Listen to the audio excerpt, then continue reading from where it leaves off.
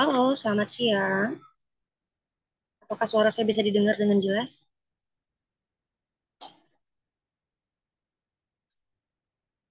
Halo, selamat Terdengar, siang. Mbak. Halo, selamat siang. Halo, Ah, selamat siang. oh, alhamdulillah. Ah, Kak Nona, terima kasih Kak. Em, di sana udah jam 6 ya Kak Nona ya. Udah, Saya mengganggu waktu berbuka. belum buka. Oh, maaf, maaf. Nah, em, ini teman-teman juga mungkin sebentar lagi masuk karena memang di sini jam 2 sekarang Kak Nona. Jadi Hmm, ada yang mungkin masih di tempat kerjaan, ada hmm. yang masih di jalan dan segala macam. Tapi nanti teman-teman akan gabung sama kita. Terima kasih Kak Nona sudah menyempatkan waktu bersama kami. Santai. Gimana kabarnya Kak? Nah, di sini udah mulai dingin. Kalau malam sudah kayak 15, 13 gitu. Sore-sore gini matahari udah turun, udah dingin banget lah. Waduh, pantas Kak Nona bajunya lebih tebal. Iya, dingin, Cang. Tapi ya udah Saya pengen begini. deh, pengen Hmm. ngerasain winter di Australia, tapi takut kalau ngajuin visa turis ketolak.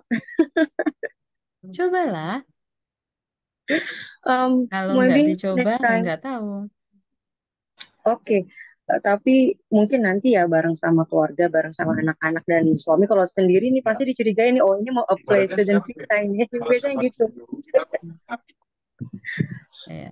Sekarang ya, apa? Eh, Nah, kalau orang-orang yang apply turis visa yang baru-baru ini, yang ngelot setelah tanggal 23 Maret, nanti akan ada no further stay-nya. Jadi nggak bisa apply student visa. Oke, berarti memang per tanggal, mohon maaf teman-teman, mohon maaf ya Kak Nona, ini ada beberapa.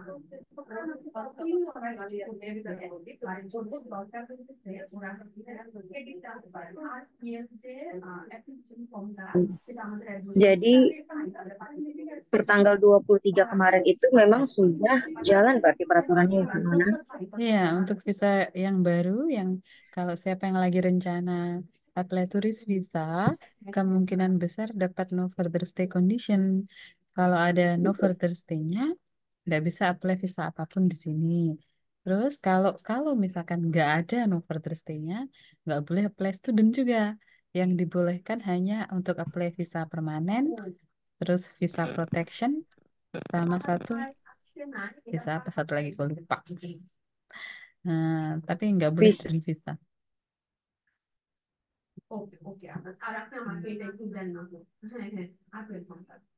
tapi Kak Nona visa protection dari Indonesia itu tidak bisa kan Kak Nona? Tergantung apa case-nya apa sayang. Ada case yang dikabulkan, ada yang enggak, ada yang mengada-ngada, ada yang memang beneran membutuhkan. Jadi ya tergantung case officernya sama casemu kuat apa enggak. Kalau beneran kamu apa dibunuh kalau pulang misalkan, terus ada bukti-buktinya dan imigrasi percaya, ya bisa. Eh, tapi so far dari data yang ada di ini ya, yang kami lihat yang disajikan itu belum ada visa protection. Ini maaf kita out of the ini ya Kak, out of the context. Hmm. Belum ada visa protection yang disetujui Hmm. oleh pemerintah Australia. Mungkin karena negara kita bukan termasuk negara konflik. Mungkin seperti itu. Nah, kalau kamu apply protection alasannya karena negara kita konflik, ya pasti ditolak orang kita negara konflik. Tapi kalau alasannya lain, hutang, alasannya mungkin pindah agama, atau alasannya mungkin sexual preference, bisa. Tergantung alasan apa Wow, yang kamu pakai. that's a new insight for me Kak Nona. Hmm. Oke, karena siang ini saya tadi juga udah ngobrol sama teman-teman bahwa kita akan membahas tentang student visa yang eh, belakangan juga ada perubahan dalam hal regulasinya, ya kan Nona ya. Hmm. Hmm. Nah, saya juga udah kumpulin pertanyaan dari teman-teman, jadi saya bilang sama teman-teman kita tidak ada sesi Q&A langsung ke Kak Nona, tapi saya sudah minta mereka kumpulkan daftar pertanyaan ke saya. Dan itu yang akan saya ajukan ke Kak Nona dan semoga Kak Nona bisa menjawab deh apa Oh, itu kekhawatiran-kekhawatiran teman-teman. boleh, saya bantu jawab semaksimal mungkin, oke? Tapi nanti kalau ada Baik, pertanyaannya atau kurang jelas, boleh kok nanya. baik, baik Kak Nona. Em, Kak Nona bisa tidak tolong jelaskan dulu pertama apa aja sih peraturan terbaru Kak dari student visa yang mungkin nih teman-teman pada belum banyak yang belum tahu ya, banyak yang belum mengerti. Apa sih regulasi terbaru yang dikeluarkan oleh pemerintah Australia per tanggal 23 Maret kemarin? Boleh tolong dijelasin sedikit Kak? Iya, jadi eh, pemerintah tuh sekarang istilahnya lagi bersih-bersih. Kenapa mereka sedang bersih-bersih? Karena banyak yang ke sini menggunakan student visa untuk bekerja. Aku juga nggak mau bohong bahwa di lapangan emang kayak gitu faktanya. Memang banyak yang ke sini, terus kemudian nggak pernah belajar, nggak pernah masuk sekolah, kerja aja, kemudian bayar assignment, terus kemudian bisa lulus tanpa sekolah. Yang jelas, biasanya yang melakukan hal-hal kayak gitu, college-college hantu namanya, ghost college. Nah, siswanya nggak pernah datang. Nah, tapi kalau tingkat universitas nggak bisa jadi ghost college karena peraturannya lebih ketat, terus kemudian siswanya memang harus beneran masuk dan segala macam kan, beneran belajar gitu. Makanya Betul. eh, waktu kalian apply student visa, antara apply ke college sama apply ke uni, pasti imigrasi lebih percaya kalau kalian apply-nya ke uni gitu, karena terlihat niat sekolahnya gitu. Tapi yang tidak menutup kemungkinan ke college juga boleh kok. Jadi apa namanya istilahnya eh, nggak masalah college atau uni, cuma uni lebih terpercaya gitu. Nah, karena pemerintah ini lagi bersih-bersih, dia itu menyebarkan tanggung jawab untuk menyeleksi siswa. Ya, tanggung jawabnya dikasih ke provider, yaitu universitas, dikasih ke agent, dan dikasih ke teman-teman semua gitu. Biar mereka bisa menyeleksi siapa yang beneran mau belajar ke sini. Nah, yang bagaimana cara mereka menyaring atau menyeleksi? Kalau dulu kita kan harus nulis SOP tuh. SOP 300 kata harus bisa meyakinkan. Nah, masalahnya susah banget untuk mengetahui imigrasi itu mau tahu apa sih tentang kita. Nah, ada yang kita tekankan di informasi 300 kata itu, tapi ternyata malah nggak dibaca. Malah ada yang missing, ada yang gimana. Akhirnya banyak yang komplain cuma ngasih apa namanya space-nya 300 kata tapi harus menutupi semua kan nggak bisa jadi ya otomatis ada yang mungkin nggak lengkap atau gimana terus kena tolak nah karena apa GTI-nya ada kelemahannya diganti sekarang jadi GS nah itu peraturan pertama ya yang kita bahas dari GTI ke GS di GS ini sebenarnya pertanyaannya mirip-mirip sama GTI tetapi pertanyaannya apa kemudian harus dijawab di bawahnya. Jadi kalau kalian sudah pernah punya IMI portal tuh, terus apply student visa, ada pertanyaannya apa harus jawab kan? Nah, kalau GS itu Iya, kayak gitu sekarang, ada pertanyaannya apa, terus jawabannya apa. Nah, Sufia, aku apa bisa share screen? bisa Kak, bisa silakan. Oke, sebentar ya. Nah, pertanyaannya apa aja? Bentar.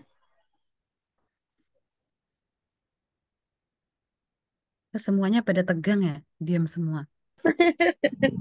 Tapi memang ini anak-anak kelas kami pada baik-baik kelakuannya nih Kak Sofia. Jadi kalau Kak Sofia, Kak Nona maaf. Jadi kalau adminnya lagi ngomong mereka takut mau ngomong. Hmm, Mohon maaf. Enggak Kak Sofia itu bercanda karena memang mereka lagi fokus mendengarkan. Oke, bentar. Aku mau download pertanyaan GS itu. Nah, si GS ini ada di portal. Nah, aku mau share screen-nya. Bisa Kak? Hmm, ya, ini deh. Oke, Bisa kelihatan. bisa, bisa, bisa kelihatan Nah, Kak. ini pertanyaan-pertanyaannya. Kalau dulu kan kita harus bikin beberapa paragraf tuh, SOP. Nah, sekarang pertanyaannya ditulis kayak gini. Nah, itu adalah perubahan pertama 23 Maret kemarin. Bahwa untuk GTI diganti dengan GS. Sebenarnya mirip-mirip 11-12. Nah, tetapi ini kan lebih enak dan terstruktur, ya kan?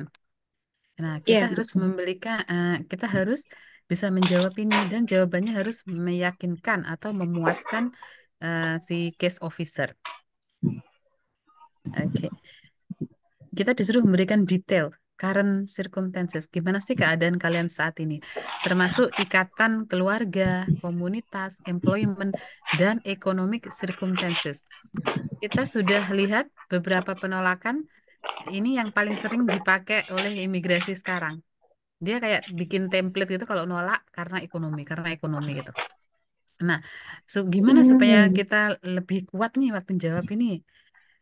Ties to family itu important. Kalau kalian sudah nikah, jangan pergi satu keluarga. Pergilah dulu sendiri.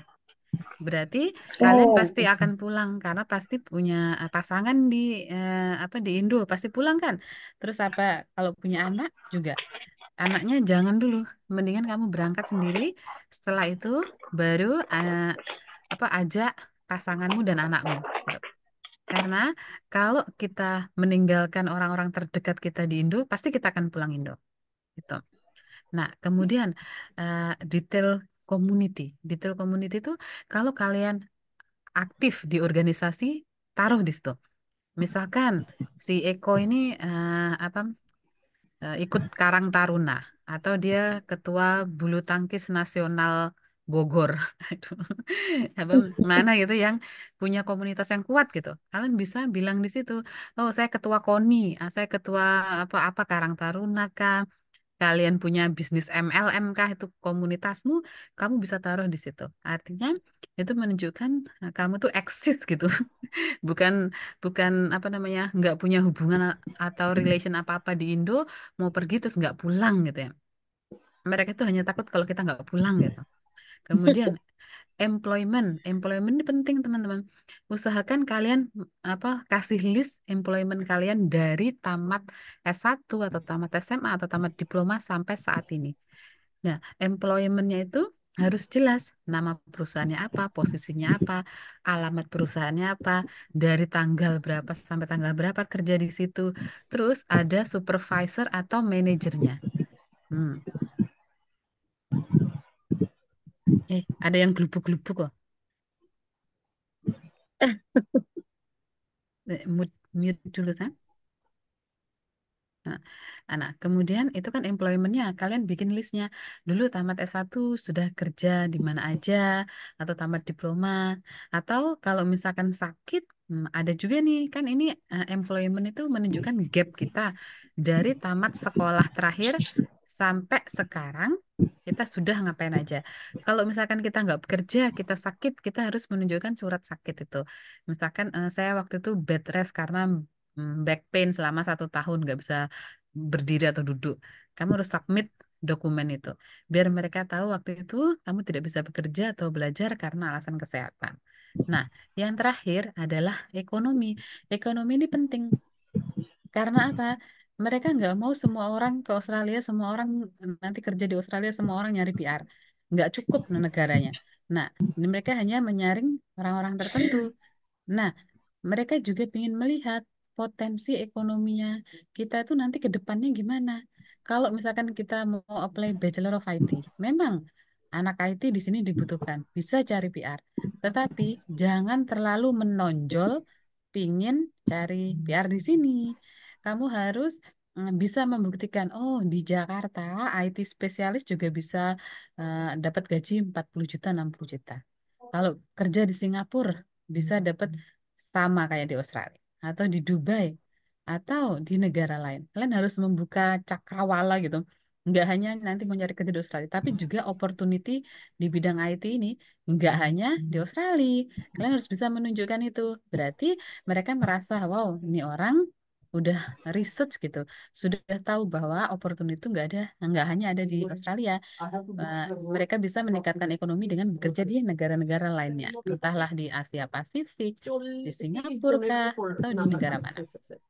Oke, sekian dulu jelas kah untuk poin pertama? cukup cukup jelas ini Kak, cukup Iya. jelas banget dan ternyata memang se-stretch itu ternyata ya Kak ya. Jadi kalian harus bisa menjelaskan nih. Kalau aku nulis ini ya, economic circumstances, kalau misalkan ada job offer, bagus taruh di situ. Atau aku ke seek.com, terus list apa namanya program-program IT gajinya berapa sih? Oh banyak kali lowongan di sini, banyak lowongan di mana, berapa gajinya kayak gitu ya. Nah itu kalian bisa copy paste link-link itu. Nah, berarti imigrasi bisa melihat kalau kita sudah meresearch program itu, sudah tahu nanti outcome-nya jadi apa, berapa gaji yang kalian expect kayak gitu. Jadi Oke. bukan hanya datang belajar terus nggak ngerti apa-apa. Nah itu kan berarti nggak tahu belajar apa, pasti nanti fail. Kalau fail nggak jadi apa-apa, rugi juga. Betul, betul. Hmm. Nah, kita lanjut ya ke pertanyaan yang kedua.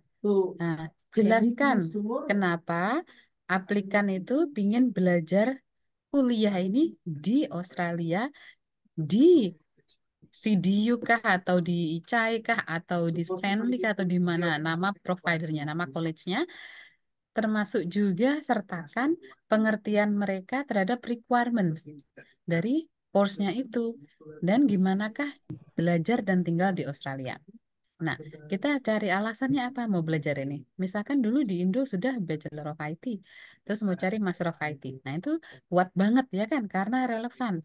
Nah, kalau nggak Betul. relevan, gimana? Oh, dulu saya S1 ekonomi, terus sekarang mau belajar masak. Ini misalkan ya. Kalian harus apa namanya sesuaikan dengan case kalian masing-masing gitu. Harus kasih alasannya. Dulu waktu S1 saya hanya belajar teori, nggak pernah bekerja di bidang ini. Terus kemudian begitu saya tamat kuliah, saya punya usaha catering misalkan, atau punya usaha kafe.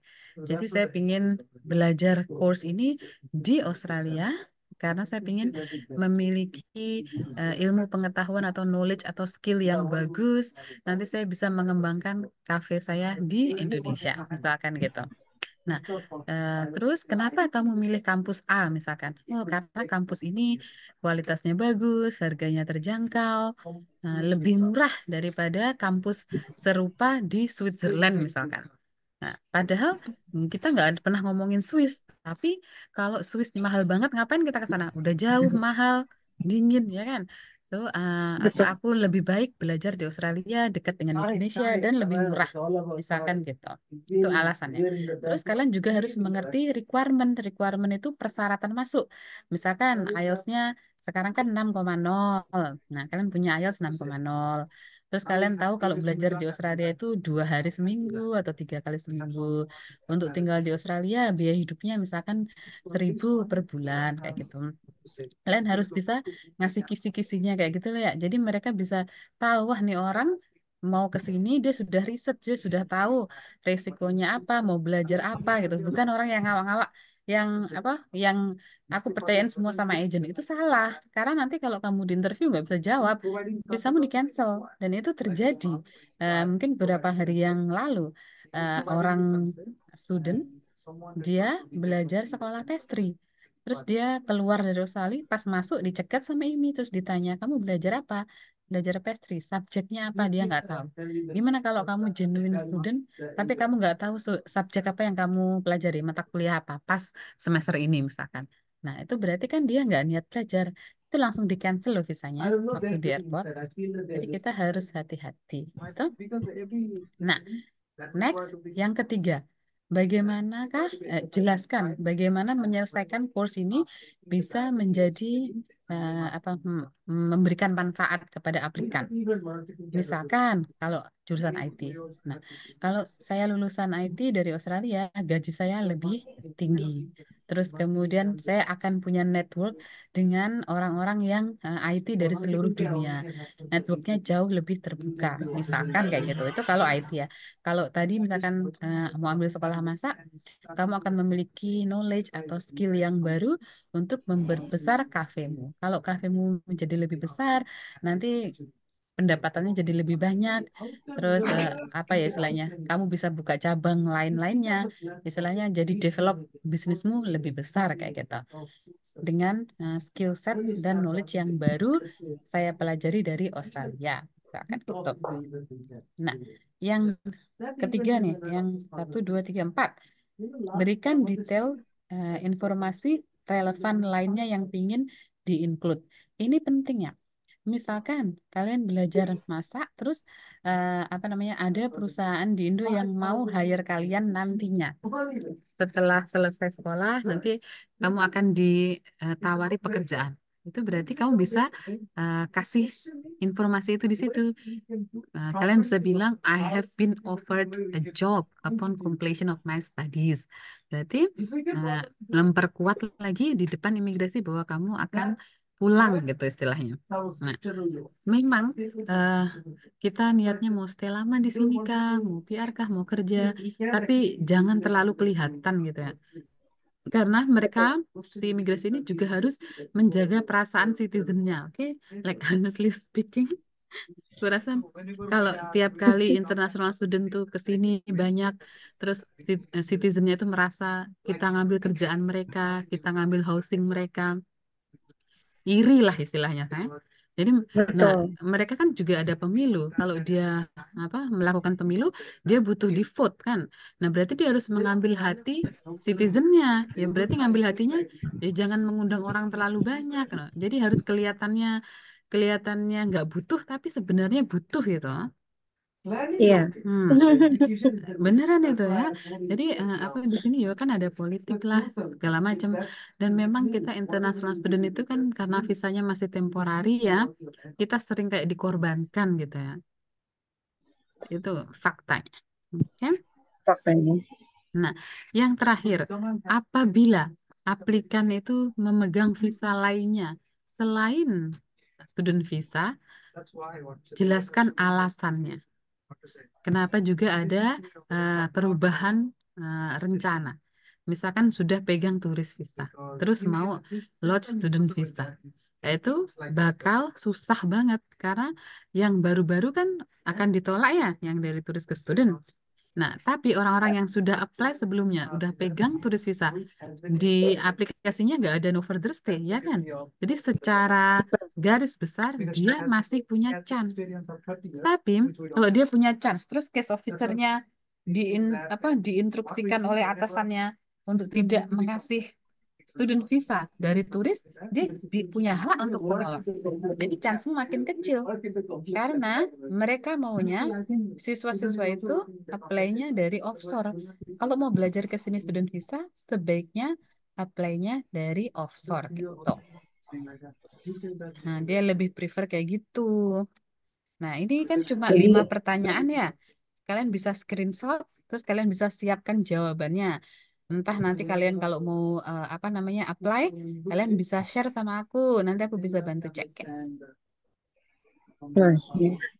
Hmm, Jadi lima ini memang benar-benar harus kita kuasai ya sebenarnya oleh aplikan ya Kak Nona, bukan iya, bukan didikte oleh agent, tapi aplikan memang harus menguasai iya. Karena apa apa yang namanya mereka tulis di randomly, sana. ya randomly mereka akan nelpon. Kalau kamu kena Wow, random check, terus kamu ditelepon, terus jawabannya di sini ditulis sama agent, terus kamu nggak inget satu kalimat pun, ya goodbye. karena itu kalau ditelepon berarti by English. Iya, tentu saja. Makanya Dan untuk IELTS saja mereka butuhnya 6,0. Kalau dia butuhnya 6, minimal ya. hmm, kalau dia butuh 6,0 ya mereka expect udah bisa ngomong dong. Betul. Nah, begitu ya teman-teman. Berarti itu memang adalah filter utamanya adalah bahasa dulu. Filter utama itu bahasa. Jadi Hmm, kalau memang kendala kalian itu memang belum bisa speaking yang lancar, belum hmm, bisa listening yang lancar, kayaknya harus diperlancar dulu deh sebelum apply student visa. hmm. Apalagi Iya kan kan, Nona? 6 kan sekarang. Betul. Nah, Hmm. Kalau 6 itu mereka expect kita sudah lancar, bisa ngerti, bisa menjawab. betul, Oke. betul. Sedangkan 4,5 aja itu sudah level fungsional, berarti sudah bisa berkomunikasi secara dasar, ya Hmm. kan? Nona? Iya. Apalagi 6. Iya, 6 itu sudah apa anak-anak yang mau apply bachelor itu harus 6. Tuh. Meaning to say, dia harus sudah bisa nulis essay, jawab assignment, examnya. Hmm, Waduh, Oke. waduh, waduh. Semoga Nah, teman-teman di sini ini bisa bisa benar-benar ngerti ya yang tadi disampaikan Kak Nona bahwa 5 pertanyaan ini itu harus dikuasai benar-benar.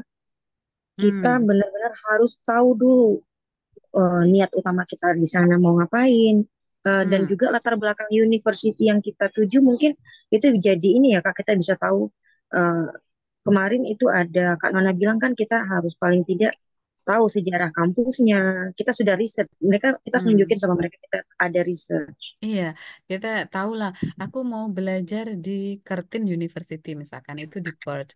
Kalau kalian bilangnya kan kadang nama uni itu mirip-mirip. Ada Charles Darwin, ada Charles Sturt. Nah, salah nama juga repot. Jadi benar-benar harus ini. Karena Hmm. eh, itu juga salah satu usaha imigrasi Australia untuk memfilter yang genuine student ya Kak. Hmm, yang genuine. Nah, kita lanjut ya sekarang ke next one. Baik. Update-nya itu.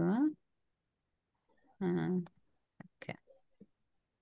Udah mulai ketar-ketir nih peserta Kak Nona. Apakah mereka bisa? Mudah-mudahan bisa ya teman-temannya. Iya, jangan ketar-ketir, sayang. Yang kalian siapkan itu bahasa Inggris ya.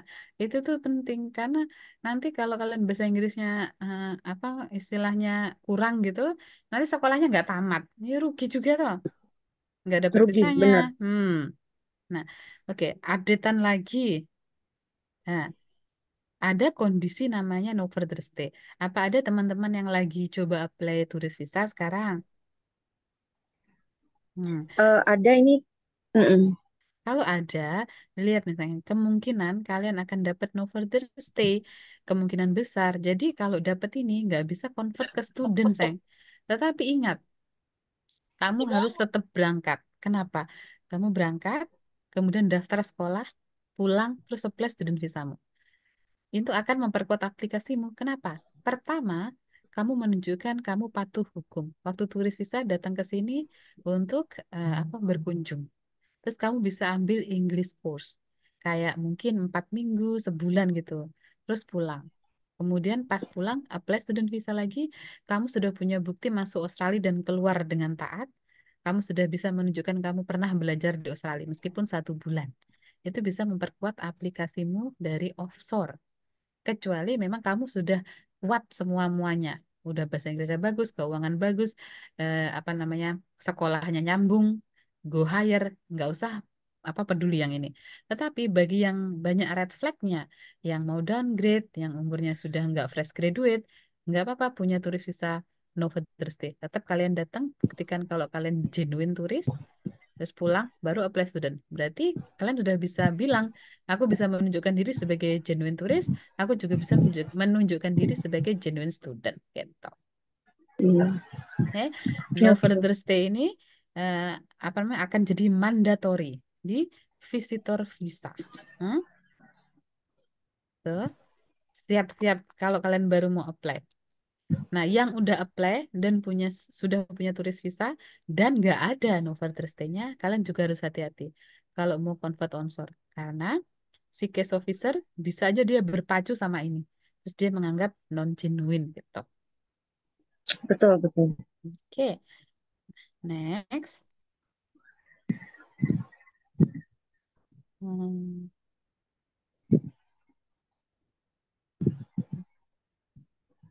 kelihatan nggak nih? Kelihatan bisa di zoom di sini Kak. Hmm, ketika kamu ada di Australia, kita tuh nggak akan kasih kamu visa yang baru kecuali student visa. Kamu boleh apply student visa, tapi kamu harus punya support dari Commonwealth of Foreign Government, which is hard karena turis visa kita enggak dari government, ya kan? Bukan dari Commonwealth country. Betul. Kita independen. Kemudian, kamu juga bisa apply protection visa. Ini tuh kayak buah si malakama gitu. Aku kadang nggak ngerti sama pemerintah sini. Dia apa namanya katanya apa eh, membela hak asasi manusia, Oke, that's good. Dia mau memprotek orang yang membutuhkan. Yes, that's good. Tetapi dia lupa ada loophole-nya. Loophole-nya itu adalah sistem ini banyak di-abuse orang. Nah, kalau Betul, orang nggak punya visa, nggak bisa apply visa lainnya, karena nggak boleh ini, nggak boleh itu, nanti ujung-ujungnya aplikan protection visa ini akan membludak. Yang mana itu akan jadi masalah bagi mereka. Nanti masa tunggunya jadi lama, terus kemudian apa namanya courtnya atau pengadilannya penuh. Jadi masalah-masalah yang sebenarnya nanti membutuhkan attention malah nggak kena, malah sibuk ngurusin orang-orang yang ngaku refugee tapi nggak refugee gitu. Jadi menurutku ya pemerintah sini nggak begitu wise gitu. Kenapa dia apa nggak boleh apply visa lainnya tapi boleh apply protection visa? Lah aneh toh? Tapi anyway, ini bukan negaraku, aku hanya ngikutin, oke? Aku masih betul. paspor Indo, oke? Mhm. Hmm. Oke. 8535 ini no further stay. Masih kita ngomongin si no further stay ini. Pasti nanti akan lebih banyak orang apply em, refugee. Oke, yang ketiga. Hmm. Oke. Kalau kamu juga punya no further stay, kamu juga bisa apply 485 590 atau again protection visa. Ini bagian yang ini untuk student visa ya. Jadi kalau kamu apply student visa, nantinya juga akan ada no further stay. No further stay-nya student visa akan jadi gimana? Loh aku kan sekolah master 2 tahun, seharusnya aku dapat graduate visa. Iya, visamu ada no further stay, tapi kamu hanya boleh apply 3 ini, yaitu 485. Berarti kalau kamu selesai mastermu, ya kamu bisa apply 485 meskipun ada no further stay. Kamu juga bisa apply protection visa atau guardian visa. Guardian itu hanya untuk kalau kalian punya anak dan ingin mendampingi anak kalian. Jadi istilahnya tuh kayaknya mereka semakin mengerucutkan orang-orang yang mau apply gitu, saya. Mereka nggak mau Betul. kita apply onsor, onsor, onsor, terus di sini lama, lama, dan lama. Mereka maunya kalau no further stay udah selesai ya pulang, tapi kalian boleh apply ke visa lainnya, yaitu 485, 590, atau protection visa gitu. Intinya mereka mau orang itu, either kamu pilih keluar, atau kamu kalau nggak bisa dapat 485, ya lagi nih, masalah di depannya nanti orang akan banyak yang apply protection gitu. Itu aja yang aku takutkan. Karena kalau semakin banyak orang yang apply protection, itu membebani eh, sistem pengadilan di sini gitu. Terus orang-orang yang apply protection itu banyak nggak dilindungi gitu hak-haknya. Mungkin mereka jadi ilegal, kerjanya juga dapatnya kayak $10, $12 gitu. Karena kan mereka kayak nggak punya hak gitu ya. Jadi apa di abuse jadinya. Kalau dia apply kerjaan di farm, tapi dia tahu kamu nggak punya visa, ya, ya apa istilahnya? Mereka nggak mau bayar kamu sesuai hakmu. Jadi jadi sengsara juga gitu kok. Hmm. Oke, Nah, ini orang masalah. Indonesia sendiri, maaf Kak Nona saya potong, orang Indonesia sendiri banyak yang beranggapan apply protection visa itu sangat wah banget. Jadi begitu masuk Australia, bebas cari kerja apapun, tinggal apapun, eh, seperti citizen. Mereka nganggap kayak citizen itu bayangan dari beberapa orang Indonesia yang Hmm, eh, selalu DM saya atau japri saya. Saya bilang kayak gini, bahwa protection visa itu untuk Indonesia saya belum ada lihat ada yang di approve hmm, sebelumnya dari daftar yang dirilis. hmm. Boleh apply, boleh nggak apply boleh, tapi kita nggak tahu apakah akan di approve atau di grant atau Iya, enggak, dan mereka tidak hanya semudah itu. hanya beli waktu, Sofia. Mereka kalau kamu apply protection, kamu akan dapat bridging visa, ya kan? Bridging visa A. Betul. Kemudian kamu apply bridging visa C untuk bisa punya hak kerja. Nanti setelah itu, 1 tahun kemudian kamu akan dipanggil pengadilan. Waktu dipanggil pengadilan, ih orang kamu nggak terancam, kamu bohong ya? terus akhirnya apa ditolak. Waktu ditolak itu boleh banding. Nah, waktu dia banding lagi nunggu 1 tahun. Tapi ingat waktu kamu ke Nunggu setahun lagi. pengadilan apa segala macem itu nggak gratis. Kamu harus sewa lawyer lah apa 6.000 7.000 hilang. Jadi Om, sebenarnya menyengsarakan diri sendiri gitu. Menurutku sih apa tidak saya anjurkan. Tetapi aku punya kok teman yang apply protection gitu. Mereka tuh hanya menyalahi dokumentasi atau apa admin work gitu. Mereka bukan kriminal, istilahnya perdata gitu ya. Kalau di bukan bukan tindak pidana. Apply protection itu perdata, bukan pidana. Artinya ya mereka bukan orang jahat, tetapi ya hanya masalah admin aja dia apa nggak patuh hukum gitu. Nah, karena banyak yang apply, semakin banyak yang apply, semakin masa tunggunya lama.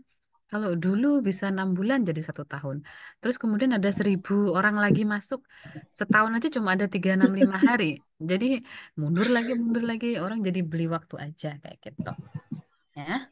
Nah, update-nya apa lagi? Tanggal 23 itu yang masalah IELTS sudah tahu semua ya dari 5,5 ke 6. Ya, Kalau ambil paket harus punya 5,0. Artinya gimana? Misalkan Sofia mau ngambil Master of Business, IELTS-nya 6,0 untuk masuk itu direct ya kan. Tetapi kamu tes punyanya 5,0. Kamu tetap bisa masuk, tetapi harus ambil ELICOS dulu. Nah, tapi kalau kamu tes 4,5, nggak mau mereka kasih ELICOS. Karena untuk ELICOS itu kamu butuh 5,0 gitu. Jadi ada minimum untuk pemilih. ELICOS-nya. Oke. Nah, Eh, ada juga paket foundation, misalkan apa ya di sini college college yang di bawah naungan university university. Di situ mereka juga mintanya 5,5. Ini foundation, anak-anak foundation tuh mungkin di sini nggak banyak yang ambil. Anak-anak foundation itu anak yang baru tamat kelas 12 di Indo, terus ke sini mau foundation dulu sebelum bachelor, atau di Indo dia hanya lulus kelas 11, dia boleh ambil foundation. Oke. Nah, untuk graduate visanya dari 6 ke 6,5. Minimum each band-nya 5,5. Artinya, kalau kalian punya 6,5, tapi band-nya 5,5 each, nggak mungkin overall-nya 6,5. Jadi beberapa band-nya juga harus tinggi gitu, supaya totalnya bisa 6,5, minimumnya 5,5. Terus untuk migration purpose, dulu itu IELTS berlaku 3 tahun, sekarang jadi 1 tahun aja. Jadi kalau misalkan nih Waduh, tahun ini kamu pergi ke Australia, ngambil Master of IT, setelah tamat, kemudian ngambil graduate visa. Kalau dulu IELTS-nya masih berlaku tuh, masih bisa dipakai. Sekarang kan sekolah master 2 tahun. Berarti IELTS-mu gitu. yang waktu kamu masuk master dulu udah nggak berlaku lagi. Kamu disuruh tes bahasa Inggris lagi untuk apply graduate visanya. Yang mana intinya mereka pingin kita semua ngomong bahasa Inggris dengan lancar gitu. Hmm, oke. Hmm. Waduh, waduh, waduh. Seru ini, Kak. Hmm. Berasa itu update-nya visa yang baru. Jangan takut kalau kalian genuinely mau belajar, don't worry. Tinggal siapkan bahasa Inggrisnya sama keuangannya. Kalau yang mau downgrade, pastikan kalian punya dokumen pendukung Nah, itu ya yang teman-teman memberikan yang mau alasan gitu. downgrade. Hmm, yang memberikan alasan yang kuat kenapa gitu ya. Kenapa kamu harus downgrade gitu. Dan itu istilahnya kamu harus meyakinkan imigrasi kan. Gimana perasaanmu? Kamu harus meyakinkan apa namanya? Meyakinkan mertuamu. Apa, Pak, saya mau bawa anakmu makan apa bakso misalkan. Kalau makan baksonya di mana kata bapaknya? Oh, di Bakso Barokah. Kalau di Blitar, Bakso Barokah tuh terkenal gitu. Terus yang satu lagi bakso apa nggak jelas gitu. Pasti orang tuanya apa kamu harus berjuang keras untuk meyakinkan kan. Oh iya ini mau tak bawa ke apa namanya bakso ini yang nggak jelas tetapi ini enak ya. Bilangnya jangan nggak jelas. Apa ke bakso A misalkan. Tetapi bakso ini lebih sehat, nggak pakai micin apa segala macam. Kamu harus bisa meyakinkan gitu. Kalau mertuamu calon mertuamu yakin, dikasih kan kamu bawa anaknya. Ya sama juga kalau di sini si case officer imigrasi itu kayak mertua, calon mertuamu ya. Dia akan ngasih kamu masuk ke rumah ini atau enggak gitu. Jadi kamu harus bisa meyakinkan dia, kasih dokumen yang lengkap, istilahnya harus meyakinkan gitu. Nah, kita juga harus belajar untuk apa ya istilahnya, memenuhi persyaratan apa yang mereka mau. Kalau mereka lebih percaya orang go hire, sebaiknya kalian juga go hire. Go hire pun jangan takut gitu ya. Pas awal-awal pertama, kalau ngambil master itu banyak kok master yang kayak 7.000, 6.900 gitu per semester di college biasa. Tapi paling enggak itu udah go hire. Enggak kalian turun ke diploma gitu. Hmm, ada yang nanya nih ya di Suprianto.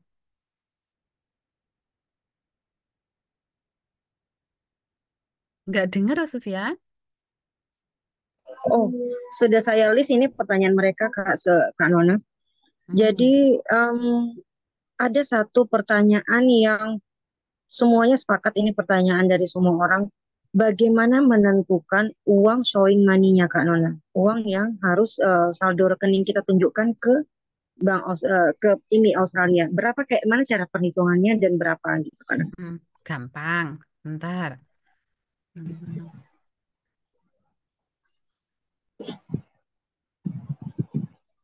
Oke. Begini cara menghitungnya. Ini ada satu website yang bagus. Dia dia teliti ngasihnya itu breakdownnya jelas. Ya. Nih. Dokumennya apa itu untuk menunjukkan evidence of financial capacity. Kalian bisa kasih opsinya pertama, kalian 12 bulan evidence. Artinya apa? 1 tahun biaya kuliah sama 1 tahun eh, living cost selama 12 bulan. Kalau punya anak, ya harus sama anak-anaknya juga. Ya. Kalau kalian ke Australia itu untuk short course, kurang dari 12 bulan, ya tinggal dikurangin aja separohnya, kayak gitu. Nah, selain 12 bulan dana ini, ada juga namanya annual income option. Kalau kalian kerja di Indonesia dan gajinya kalian 700 juta setahun, kalian bisa excuse me, menunjukkan apa evidence bayar pajaknya dari 700 juta itu, meskipun di rekeningmu nggak ada uangnya, nggak apa-apa. Bisa kamu menunjukkan annual income option. Misalkan ini orang tua kalian kerja di bank atau di sekolah, dan income-nya 700 juta, boleh dipakai. Atau kalian punya usaha dengan income-nya 700 juta, boleh juga dipakai. Meskipun banknya misalkan cuma 100 juta gitu, boleh. Nah, gimana ngitungnya? Kalau kita lihat di sini, 12 bulan, ya kan? Satu, 1 tahun, kalau kalian berangkat sendiri, 24.505. Kalau kalian bawa pasangan plus 8.574, kalau punya anak satu, kalian jadi tambah lagi. Jadi ya 24 plus 8 plus 3. Tapi ingat, plus 1 tahun biaya kuliah. Kalau kalian kuliah di CDU misalkan, di CDU itu per tahunnya kalau masak misalkan 15.000. Jadi ya 24.505 plus 15.000. Kalau punya suami ya plus 8.500. Punya anak plus 3670. Terus lagi, kalau apa namanya anaknya usia sekolah, itu plus 8.000 lagi, yaitu biaya sekolah anaknya yang kalau udah SD gitu. Jadi kalau semakin kalian bawa pasangan dan anak, semakin banyak juga show money-nya gitu. Nah, kita bisa cek satu-satu kayak gini nih.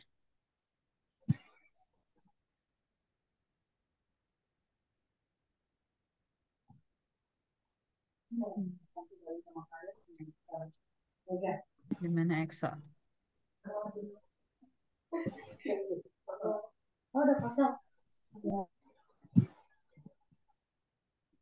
Jadi apapun yang kalian hitung nanti, 1 year living cost. Ini di set sama imigrasi loh ya. Jadi kita nggak punya opsi. Itu sudah Misal, berarti sudah ketentuan ya, Kak Nona ya. ya, Studentnya, terus kemudian pasangannya, terus anak. Ini terus 1 year course fee.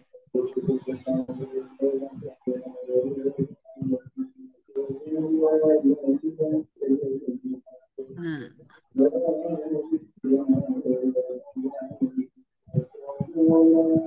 itu 24.505.84. Ini anggap aja kayak 240 juta, terus kemudian 85 juta kayak gitu. 87. Ya, Mm. 3670. Ini cara ngitungnya. Nah, kalau misalkan sekolah masak di Sidio kan 15.000 setahun. Nah, kayak gitu. Betul. Nah, yang terakhir travel cost. Travel cost, misalkan ke Sidio pulang ke Indo 1.000 misalkan. Nah, kalau kalau misalkan studentnya ini Sofia, misalkan Sofia sendiri, Sofia harus menunjukkan ini plus totalnya berapa ini Sofia? Totalnya 15 plus 26.500. 260 jutaan. no ini 24.000 plus 15.000 plus 1.000 itu Oh, 4050. matanya kurang 1 nol tadi, Kak. Maaf. Nah, ini kalau Em, ini kalau Sofia single, ya kan? Nah, kita apa namanya? Ambil case kedua siapa nih? Adik. Si Ade. Ini kan Sofia. ya, Si adik mau bawa pasangan. Kalau si adik mau bawa pasangan, plus pasangan, plus ini, plus ini. Nah, kalau bawa pasangan, 40505 plus 8574 plus 1.000. plus 1.000. Nah, nah berarti si adik harus kasih 50079 yang ditunjukkan. Tetapi kita lihat lagi nih case ketiga, si Ainul. Ainul mau bawa pasangan dan anak. Tambah lagi di sini.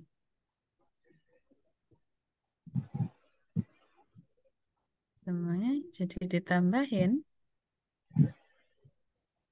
50079 plus 3670 plus Plus 1.000. 1.000. Iya, Jadi sama. semakin banyak yang kita bawa, semakin besar sewing Hmm, money-nya ya, Kak Nana. yes. 54 54 749. Ini couple family. Nah, tetapi ternyata ada lagi si Aloysius. Aloy anaknya ada 3. Anak 2, anak 3. Misalkan. Ini ya tambah lagi. Kalau suami atau pasangan cuma 1, tapi anak bisa 2, bisa 3. 3670, 3670.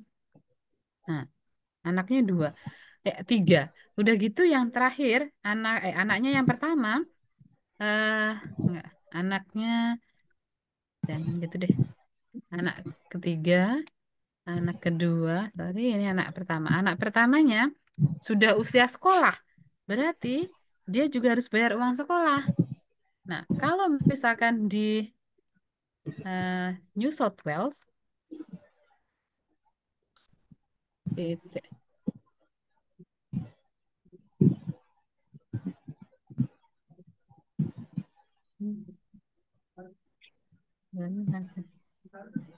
aku mau lihat berapanya. Hmm, Oke, Student dependent, student dependent school fee. NT misalkan, karena kita dari tadi ngomongin NT. Ya, 2024 ya, anaknya, anak pertamanya Aloysius tadi sekolah kelas 9 misalkan, 7.700 di situ. Ditambah lagi ya Kak, Hmm, tambah lagi. Nah, kalau ini tambah 1.000. family, anaknya dua, tiga, tambahnya banyak. Tapi kira-kira udah apa namanya, paham lah perhitungannya. Sudah, sudah Hmm, paham Kak Nona. nah ini dia, Eh, tambah dan banyak, kemarin tambah Kak banyak. Nona, kemarin ada kayak guyonan sih sebenarnya ini. Kan Hmm, di Islam boleh beristri lebih dari satu. hmm, Ya Kak Nona, jadi kemarin ada boleh, guyonan kalau istrinya lebih dari satu, dua-dua istrinya bisa jadi dependen atau tidak. tidak boleh, nah. Nah itu ya teman-teman ya. Iya, Mikir nggak kalau boleh. istrinya empat kan nggak mungkin empat-empatnya. Iya, jadi nggak boleh kita itu punya apa namanya, nggak boleh bawa istri lebih dari satu. Di Australia ini hanya mengenal monogami. Jadi kalian hanya boleh membawa satu istri. Dulu saya kenal nih orang di Darwin, dia eh, udah menik, eh, dia tuh udah punya istri gitu di Indo. Terus dia ke Darwin cari PR, dia nikah sama orang Darwin. Terus sudah dia dapat PR-nya, diceraikan itu istrinya yang orang Australia, pulang lagi dia ke Indo, nikah sama istrinya yang dulu. Jadi cuma untuk dapetin PR ya. Iya, intinya kan nggak boleh apa dua-duanya istri sekaligus gitu. Jadi waktu itu dia udah merencanakan gitu, istrinya yang di Indo diceraikan dulu. Habis itu dia nikah sama yang Australia, udah punya PR, eh rujuk. Saya saya sebenarnya apa namanya pernah pernah ada teman Kak Nona yang saya bahkan tidak pernah terpikir itu, tapi teman saya nawarin seperti itu. Dia bilang, kamu kalau mau ke Australia, ini aja suami kamu yang ke Australia. Saya bilang, saya nggak mau ke Australia. Saya nggak mau, saya cukup di Indonesia. Saya ditawarin seperti itu karena ternyata Kak Nona, mungkin Kak Nona tidak tahu ini, ternyata ada grupnya. Ada grupnya, grup tersembunyi, grup private yang ini saya baru bongkar sama teman-teman saya di sini karena saya takut mereka minta masukin ke sana. Yang kayak mengatur tentang kawin kontrak itu namanya kan Nona. Oh iya, banyak kok. Aku aja pernah ditawarin, oh, aku mau dibayar 80.000 untuk pura-pura jadi istrinya. 80.000 tuh kayak 800 juta gitu. Ya, Ya, aku pernah kok. tapi itu prosesnya memang kayak gitu ya karena maksudnya setelah kita nikah kita langsung otomatis jadi PR. Ya, nggak langsung, sayang. Waktu kamu nikah, kamu apply apa namanya, partner visa profesional dulu. Dilihat dulu 2 tahun relationshipnya gimana. Baru setelah lewat 2 tahun, nanti dicek lagi. Kalau granted, baru dapat permanen gitu. Oh, nah itu ya. Jadi kalau yang ada punya niat seperti itu, tolong dipertimbangkan lagi teman-teman worth it atau tidak. Sama aja loh, sayang. Kamu bayar uang Em, sekolah juga habis 80 juta. 800 juta. betul, 800 juta. betul.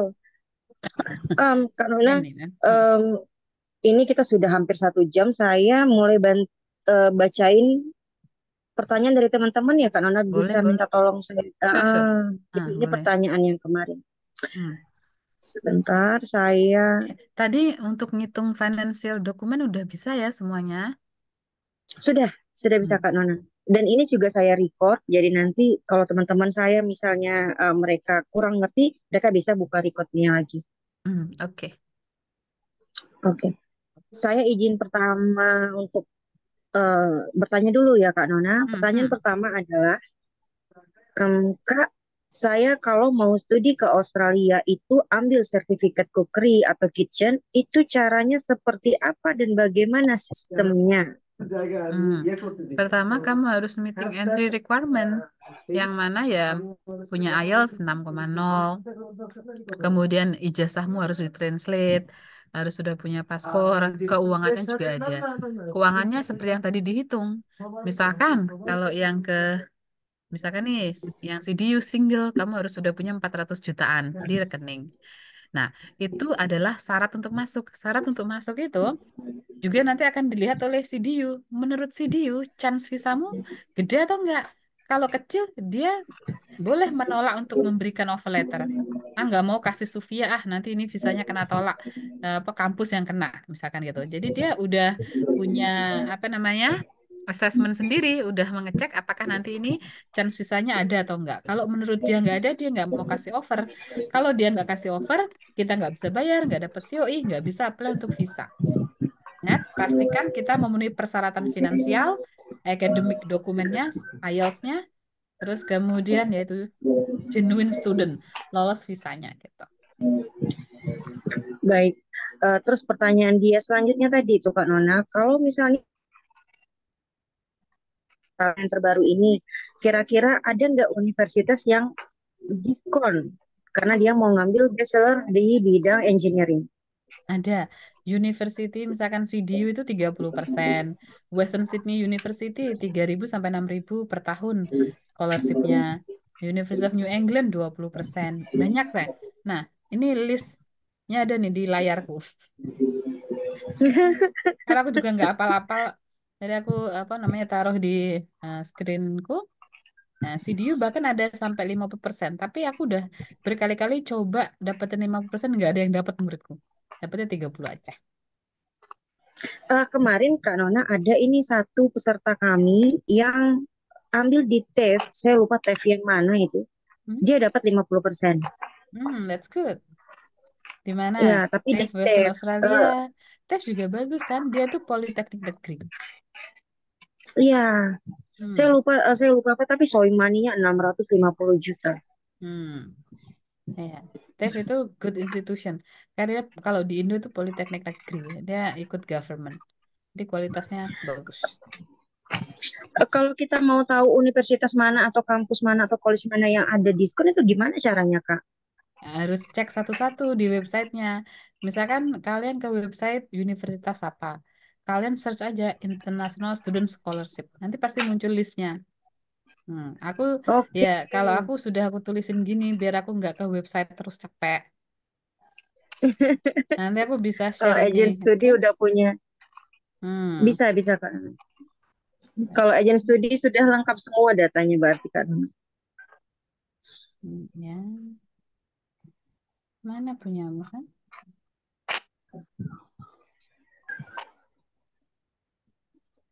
Hmm, Apakah di universitas di kota atau city itu juga banyak scholarship-nya Kak Nona? Maksud saya bukan di iya, regional. iya ada. Mau di kota di desa pasti ada. Hmm. Sound good ya kan teman-teman ya. Hmm. Ada pertanyaan lainnya? Next. Oke, pertanyaan lainnya, em, bisakah apply Hmm? karena sudah punya, bisakah saya apply postgraduate certificate atau diploma dulu karena sudah punya ijazah S1? Jika selesai kuliah, bisakah apply visa kerja? Oh ini nanti aja. Jadi maksud dia bisakah apply postgraduate certificate atau diploma dulu karena sudah punya ijazah S1? Bisa nggak Kak Nona? Kalau dulu masih memungkinkan kan? Sekarang nggak susah. Karena apa pemerintah sini expect orang go higher. Kalau dia udah punya S1, ngambilnya Mm-mm. S2. Oke, terus ada pertanyaan tentang postgraduate lagi. Apakah jenis studinya itu bagaimana postgraduate itu? Karena apakah lulusan dengan ijazah Indonesia itu bisa apply untuk postgraduate? Boleh, postgraduate itu kan S2, magister, master gitu ya. Kalau kampusmu di Indonesia itu terakreditasi paling nggak B atau A, itu ekuivalen sama Australian Qualification Framework. Jadi bisa langsung ambil S2.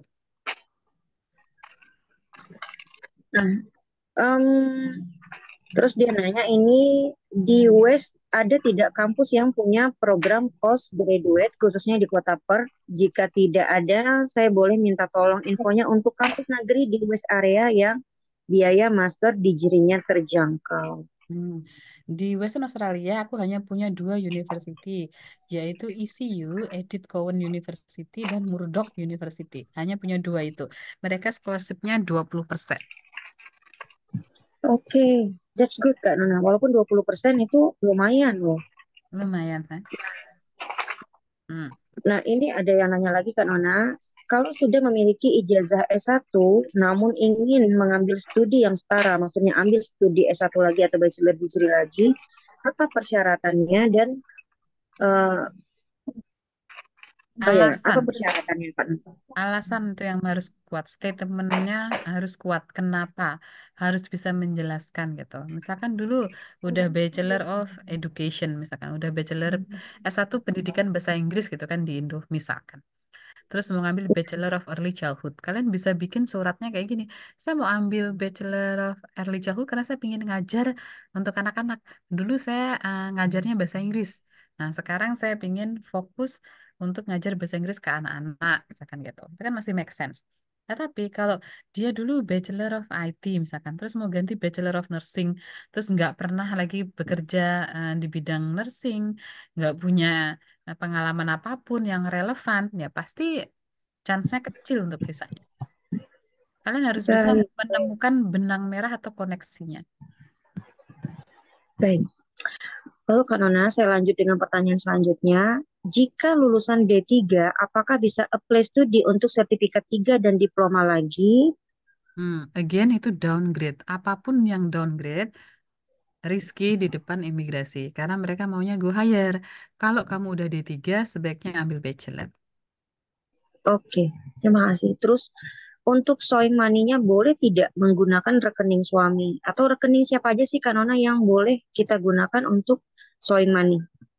Sewing money itu yang paling kuat adalah orang tua. Kemudian Oke. mertua, kemudian pasangan. Kalau paman atau bibi, kakek atau nenek, kalian harus membuat namanya family tree. Nah, jadi ini anaknya siapa, terus punya anak ini, terus sekarang dia jadi mamaku, untuk bisa menjelaskan ke imigrasi dan dibuktikan dengan birth certificate. Yang mana mamaku ini birth certificate-nya ini nama orang tuanya. Nah, nama orang tuanya mamanya itu yang memiliki rekening bank. Nah, itu boleh. Asalkan Oke. ada blood related, biasanya diterima. Kalau nggak blood related, kalian harus bisa menjelaskan hubungannya apa. Apakah teman lama, apakah teman keluarga, apakah sahabat atau gimana. Tapi itu nggak kuat gitu di mata imigrasi karena nggak ada hubungan darahnya. Oke.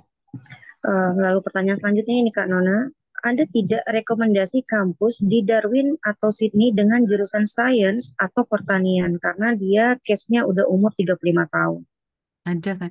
Kalau kamu pertanian, CDU bagus sama UNE. University of New England itu di Armidale. Itu sekitar 8 jam dari Sydney. Tapi program apa namanya? Program pertanian peternakannya paling bagus.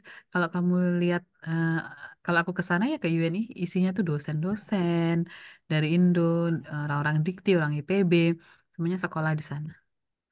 Nah, Oh, wow. jangan jangan di city, kamu harus sekolahnya di regional karena lahannya luas, jadi kamu bisa main-main. Tapi Lebih itu untuk cocok. yang master degree ya Kak Nona Ya. ya? Hmm. Oke. Nah, ini juga di peserta kami ini Kak Nona sebenarnya banyak banget yang dokter umum, Hmm. dokter gigi dan nurse. Jadi Hmm. ini adalah salah satu pertanyaan dari dokter gigi kami. Katanya dia sudah lulusan profesi dokter gigi, sudah bisa praktek artinya Kak Nona dan umur sudah 29 tahun. Hmm. Kalau untuk lanjut studi, chance keterimanya lebih besar itu ambil Master of Oral Science atau Doctor of Clinic Dentist. Hmm.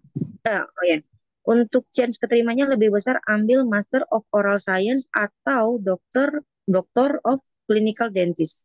Dua Gimana kan? program itu mahal. Mendingan dia ambil Master of Public Health. Itu lebih affordable. Ada PR pathway-nya juga. Oh, tapi berarti boleh dari dokter gigi ya, Kak Nona ya? Hmm. Orang-orang yang dari kesehatan boleh ambil Master of Kesehatan Masyarakat atau Public Health.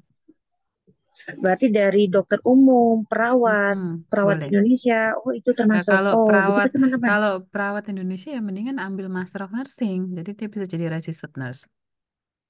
Oke, oke. That's good. Ini tadi juga untuk persyaratannya ada nggak, Kak Nona, untuk kita ambil yang tadi kesehatan masyarakat tadi? Nah, IELTS-nya tinggi loh itu 6,5 sampai 7. Untuk kuliahnya ada tidak yang punya em, beasiswa, Kak Nona? Ada, semua universitas ada beasiswa, tapi ya hanya parsial 20-30 gitu. Yang kasih 50 itu jarang, Pak. Kalau yang dapetin kayak gitu tuh kita ada dimintai untuk syarat IPK terakhir nggak, Kak Nona? Iya. Atau ada Biasa, syarat khusus? biasanya ya IPK terakhir minimal 68%. Oke, oke. Berarti itu sudah ini ya. Hmm. Lalu ini pertanyaan eh,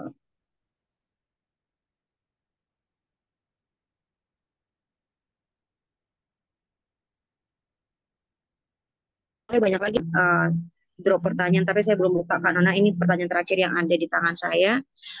Apakah kalau bawa pasangan pakai visa student harus diurus barengan visanya atau bisa salah satu yang berangkat? Sebaiknya kalau sekarang ini berangkat duluan satu, yang satu di Indonesia untuk membuktikan ties to home country. Oke, oke. Nah, itu tadi pertanyaan yang ada sama saya, Kak Nona. Ini kayaknya ada pertanyaan tapi di ini saya baca dulu. Maaf ya Kak Nona. Ini teman-teman ini sudah dikasih kesempatan. Ayo silakan titip pertanyaan sama saya. Hmm. Tapi udah last minute baru mereka drop pertanyaan. Jadi waduh, Tidak waduh, waduh. apa-apa. Nah, ini ada pertanyaan dari Supriyanto. Dia bilang tadi, jika mengajukan visa study, apakah wajib sudah terdaftar di kampus yang akan dituju? Hmm. Apakah ada evidence tertentu pada saat mengajukan visa student? Gimana Kak Nana? Iya, sayang, benar. Kamu harus punya evidence-nya kalau kamu sudah enroll di situ. Nama evidence-nya adalah confirmation of enrollment. Untuk mendapatkan confirmation of enrollment itu kamu harus bayar dulu ke sekolah. Sebelum bayar ke sekolah, kamu harus menerima namanya letter of offer. Untuk mendapatkan letter of offer itu, kamu harus kasih Pak IELTS-mu, paspormu, ijazahmu, work reference-mu, semua. Kalau university happy dengan aplikasimu, kamu akan dapat offer letter. Kamu bisa tanda tanganin, bayar, terus dapat COE atau Confirmation of Enrollment, yang mana itu adalah evidence yang kamu bisa pakai untuk apply student visa. Oke, oke. Itu pertanyaan yang ada di saya, Kak Nona. Teman teman-teman ada tidak pertanyaan lain? Ini kayaknya ada di bawah ya ini. Hmm, Ada saya bacain deh Kak Nona. Em, apakah Iqbal. sekarang sudah tidak ada? Oh ya, ini dari oh Kak, dari atas ya Kak Nona tadi. Hmm. Oh ya saya lupa ini. Ini dari- oh ada pertanyaan lain lagi Supriyanto. Misal kita studi master dan periode studinya akan berakhir, apakah kita boleh apply skill visa pada saat masih di Australia? Ini kayaknya di luar dari konteks ini Supriyanto. Hmm. Oke, nah Supriyanto, kamu jangan terburu nafsu. Saat kamu selesai master, belum tentu kamu lulus skill assessment. Jadi, kamu selesaiin dulu sekolahnya, apply graduate visanya. Selama graduate visa, kamu persiapkan skill assessmentmu, entah itu di bidang IT kah, social work kah, atau apa. Sesudah kamu lolos skill assessmentnya, baru kamu nge-lodge AOI. Nge-lodge AOI itu belum tentu di-invite. Kalau nggak dapat invitation, ya nggak bisa apply skill visa. Jadi yo, apa stepnya agak panjang gitu ya. Lulus dulu sekolahnya, apply graduate visa, apply skill assessment. Kadang skill assessment juga nggak bisa sebulan 2 bulan. Ada yang minta pengalaman kerja 1 tahun. Jadi mana bisa kita apply skill visa waktu masih study? Nah, almost impossible. Kecuali kamu sudah punya skill dari Indonesia yang lolos skill assessment. Nah, kamu ambil master hanya untuk beli waktu. Ya kalau itu bisa, karena skillmu bukan dari master itu, tapi dari studimu yang lain. Tuh. Oke, kita lanjut ke pertanyaan selanjutnya ya Kak Nona. Jadi ini dari Kak Ori. Dia nanya, sekarang aku ijazah S1 teknik di Indo, di teknik sipil ini Kak Nona. Tapi dia kalau mau ambil Master of Education di Perth, untuk kerja sebagai childcare atau teacher primary school setelah lulus master, apakah bisa apply visa permanent resident?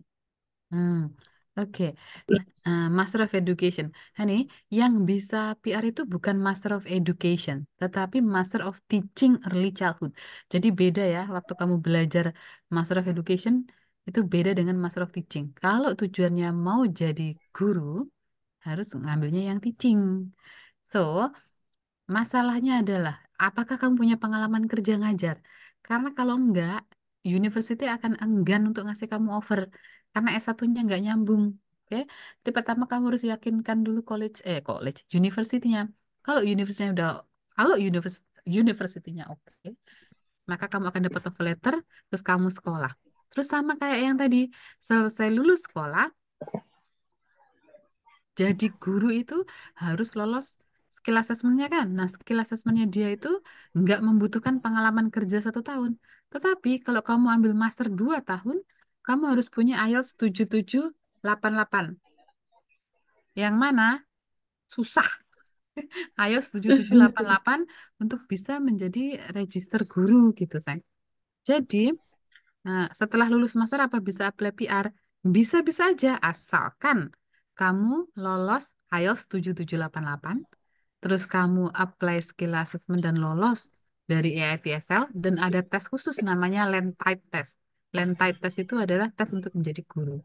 Kalau kamu bisa lulus itu, nggak usah punya pengalaman kerja, kamu bisa apply. Tapi yang paling berat adalah 7788. IELTS 8 itu di listening dan speaking. Orang bule aja, waktu mereka survei IELTS, orang bule aja itu rata-rata IELTS-nya 6 loh. Makanya mereka ngomongnya gelebek-gelebek nggak jelas. Jadi Betul, betul. kamu harus tahu apa yang jadi kendalanya, sayang. Apakah bisa aku 7788? Kalau bisa, go ahead. Tapi kalau enggak, jangan. Karena kamu nanti nggak bisa jadi register, nggak bisa mendaftarkan diri jadi guru kalau nggak punya 7788. Hmm. Baik. Kak Nona, ini ada satu pertanyaan dari teman kita juga. Em, Sekarang apakah tidak ada lagi dependent visa untuk student? Ada ya Kak Nona ya? Masih ada kan? Jadi ini kayak masih digadang-gadang gitu. Mereka hanya mau ngasih studentnya aja. Makanya berangkat aja duluan. Nanti kalau keadaan sudah membaik, baru kamu ajak pasangannya.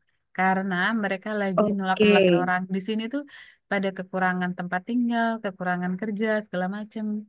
Jadi mendingan sendiri dulu. berangkat sendiri dulu. Oke, nanti kalau misalnya apa nanti kita pikirkan lagi. Yang penting dulu itu dulu ya Kak Nona. Nah, terus skill apa sih yang sekarang sangat dibutuhkan di OS Kak Nona katanya? Soalnya saya sarjana pendidikan ekonomi, S2-nya yang high demand, yang cocok untuk di Australia dan itu apa, di kota apa dan di regional apa bagusnya Kak Nona? Hmm. Yang dari Indira. Saya tidak menanyakan pertanyaan yang di luar konteks student visa ya teman-teman, karena kita sama Kak Nona cuma untuk student visa. Jadi kalau masalah permanent resident kayaknya itu out of the context. Iya, itu out of the context. Tapi kalau aku bisa jawab, aku jawab. Hmm. Silakan. Skill yang sangat dibutuhkan di Australia itu pertama adalah konstruksi, karena kita kekurangan rumah. Yang kedua, kesehatan. Yang ketiga, pendidikan. Tiga ini yang paling apa krusial gitu. Sektor yang apa namanya sektor kritikal sektor. Kemudian yang keempat, hospitality. Kenapa sih hospitality ini selalu ada? Karena setiap orang butuh makan. Jadi selalu akan ada restoran, selalu ada hotel, seorang butuh hiburan. Nah, tapi dia bukan yang kritis gitu, Teh. Jadi ya, apa nah, yang kritis ya kesehatan, pendidikan, social work, sama konstruksi. Hmm.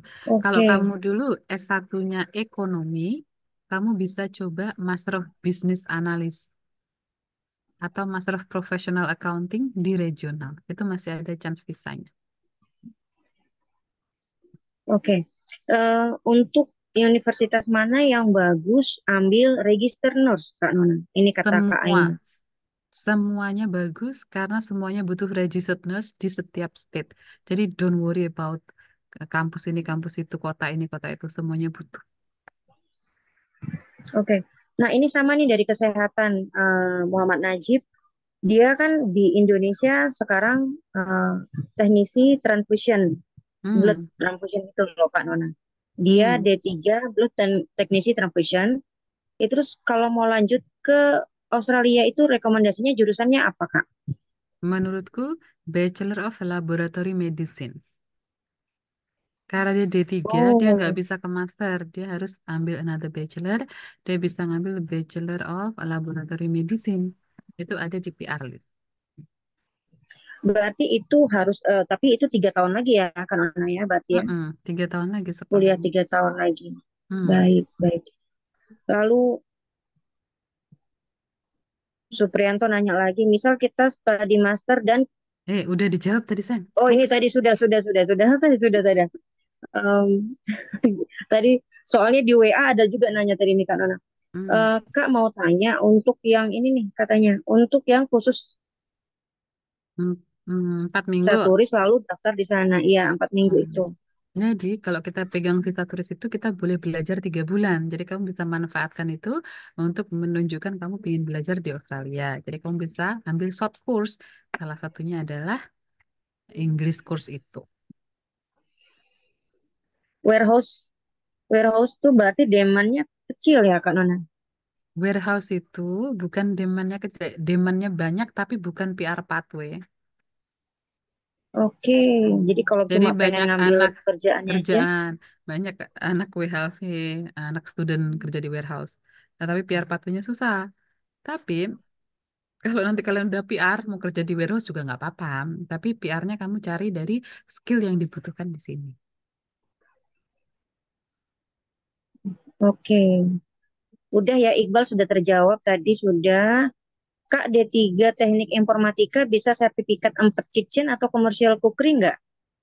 Ya, mungkin ini udah aku jawab 10 kali. Kamu harus menemukan alasan yang kuat kenapa kamu mau Nah, ganti jurusan.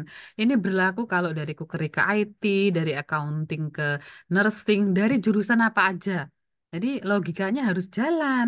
Kalau misalkan apa namanya, oh, yang eh, dari dari sekolah jurusan A mau ke B misalkan, harus ada alasannya gitu, sayang. Misalkan alasannya dari pengalaman kerja atau kalian punya usaha di bidang itu bisa dipakai. Atau mungkin usaha keluarga pingin kamu besarkan dan nanti akan balik ke Indonesia untuk memperbesar usaha keluargamu kayak gitu bisa.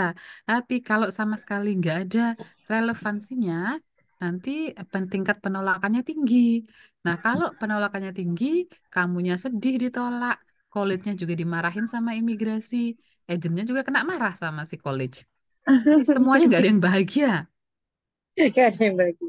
Berarti sudah ini ya karena kalau kita mau apply student visa di ke Australia wajib pakai agent studi, ya kan Kak Enggak, Nana?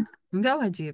Kalau kalian tahu caranya, kalian pede, kalian bisa melakukannya sendiri, ya nggak apa-apa. Kalian bisa kok apply. Apply langsung ke kampusnya.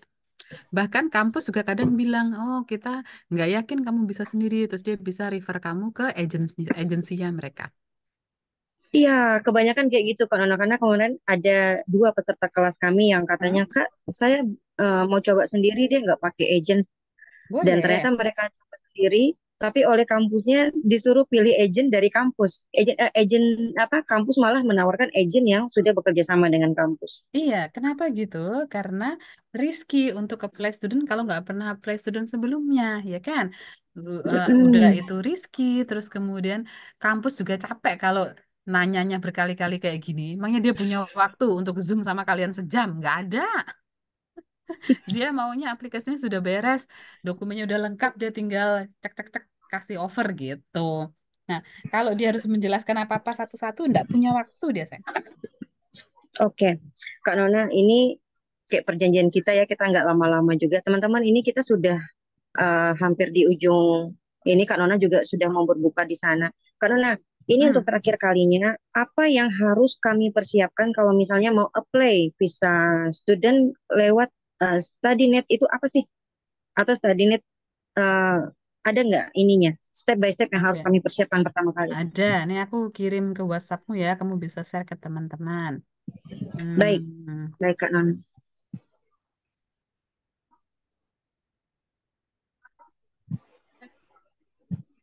Oke.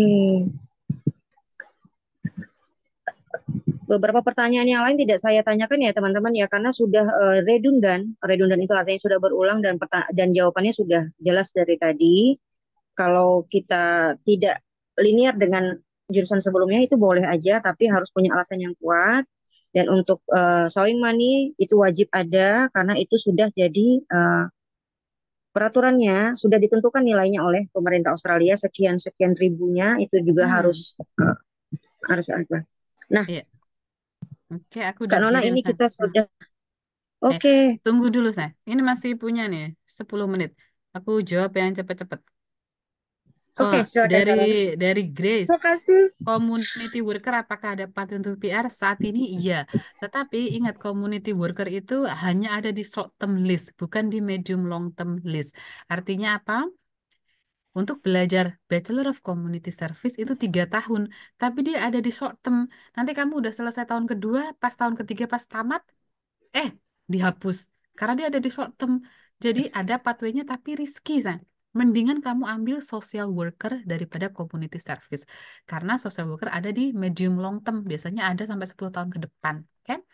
Nah, untuk Oke. Rizky, kalau constructions postgraduate ambil apa ya caranya untuk high demand sana? Nah, untuk construction kan, kalau kamu dulu lulusan Poltek, ingat ya Poltek, kamu belum punya S1, kamu bisa ambil Advanced Diploma of Civil Construction Design.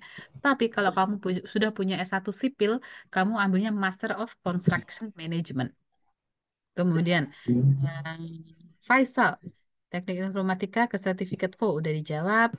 Nah, Iqbal udah dijawab. Kak, apakah presiden onshore sudah tidak direkomendasikan? Iya, Rian. Pemerintah bilang sebaiknya kita apply-nya offshore daripada onshore untuk apply student visa. Karena mereka sudah melihat banyak orang yang menyalahgunakan ini. Bahkan termasuk dulu aku juga bilang ke murid-murid, mendingan ke sini dulu terus apply onshore. Karena bener, tahun lalu aku apply onshore itu lodge visanya jam 7, jam 7 lebih 5 udah dapat visanya, granted gitu. Nggak dicek lagi. Wow. Tetapi sekarang yang teman-teman yang aku applyin bulan November, September, sampai sekarang belum ada kabar. Apa kamu nggak sedih tuh dari September sampai sekarang 6 bulan nggak bisa kerja? Hah? Akunya juga nggak enak kan sama siswa. Siswanya juga pusing. Daripada Ayo nunggu, cepat nanya, nanya.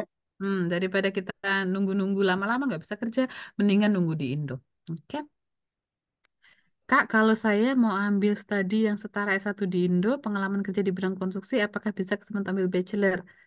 Eh, Kak, kalau saya mau ambil studi yang sana, bisa. Emang Saipul kamu bisa ambil bachelor, Say. Bachelor of Construction Management itu bagus, pangsa pasarnya nanti loh buat kerja. Karena di sini kita nggak punya enough accommodation buat semua orang. Jadi orang-orang yang kerja di konstruksi itu uangnya biasanya lebih banyak daripada kerjaanku atau kerjaan yang lain. Karena konstruksi banyak gajinya. Kamu bisa ambil S1-nya. Oke, terima kasih Eko. Terima kasih King. Terima kasih Dian. Oke. Kak, kalau edge care apakah termasuk long term atau medium atau short? Edge care itu ada di short. Jadi nggak long, nggak medium. Terus juga ada kalau kalian nanya eh, jalur PR pathway dari edge care itu nggak bisa independent skill visa. Bisanya hanya lewat sponsor. Dan untuk mendapatkan sponsor itu another PR dan another drama. Karena banyak apa namanya nursing home atau rumah panti jompo itu nggak punya agreement, labor agreement untuk ngasih sponsor. Jadi pemerintah ini ngomong-ngomong doang bisa ini bisa itu, tetapi di lapangan nggak semua healthcare bisa mensponsorinmu. Dan untuk bisa dapat sponsor kan, yo nggak gampang. Kamu harus bisa meyakinkan perusahaan itu, yang mana itu kadang berat gitu. Tetapi ya PR-nya ada, tetapi susah gitu sayang, karena tergantung sponsor. Dan kalau namanya disponsorin, kamu akan di Pulau Soro, akan disuruh kerja mungkin 80 jam seminggu. Tapi ya, kalau kamu sehat dan kuat, nggak apa-apa. Oke, udah, nggak ada. Semuanya sekarang tinggal makasih-makasih nih. Ya udah, terima Nah, Kak kasih Nona, semuanya. saya juga. Saya juga Kak Nona, saya dan Bang Ujang Arif, mohon maaf Bang Ujang Arif gak bisa hadir dengan kita hari ini, Tidak tapi apa-apa. tadi diwakilin sama istrinya.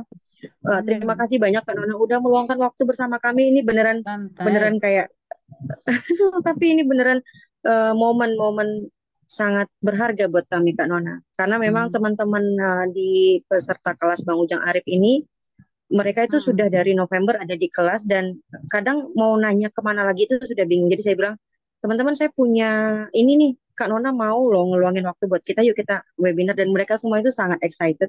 Cuma memang saya hmm, batasi, Kak Nona, maksudnya saya tidak semua orang saya undang supaya yang benar-benar yang membutuhkan hmm, informasi tentang student visa aja yang masuk ke webinar kali ini.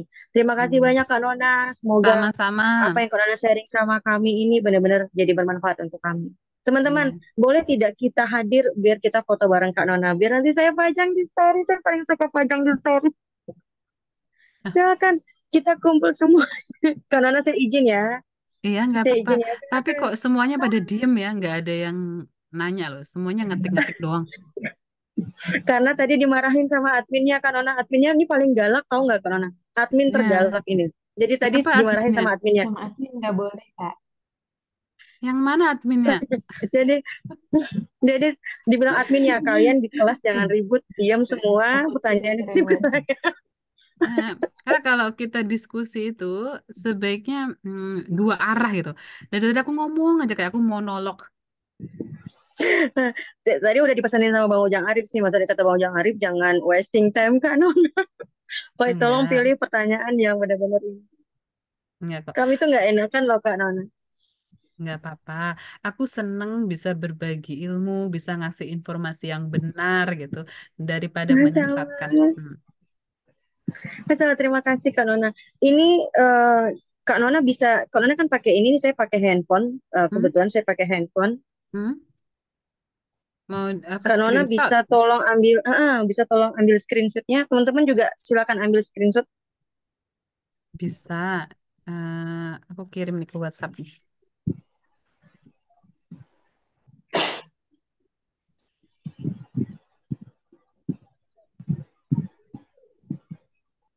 Oke.